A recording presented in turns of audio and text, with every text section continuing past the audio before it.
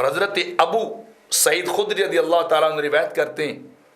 آقا علیہ الصلوۃ والسلام فرماتے ہیں کہ اللہ رب العزت فرماتا ہے جو شخص قرآن پڑھنے کی وجہ سے مجھ سے مانگ نہ سکا، اسے دعا کی فرصت نہ ملی، وہ تلاوت ہی کرتا رہا،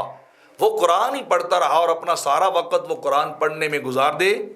اور مجھ سے ہاتھ اٹھا کر کچھ نہ مانگے، تو میں رب اعلان کر رہا ہوں،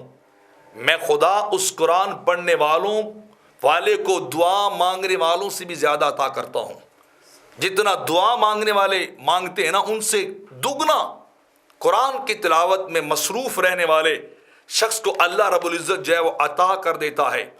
اور فرمایا پھر اللہ کے کلام کی فضیلت باقی کلاموں پر اس طرح ہی ہے جس طرح اللہ کی اپنی فضیلت اس کی مخلوق پر ہے۔ جیسے مخلوق اور خالق کا کوئی مقابل نہیں ہے، کوئی تقابل نہیں ہے، کوئی جو ہے وہ کمپیئر نہیں کیا جا سکتا، تو اسی طرح اللہ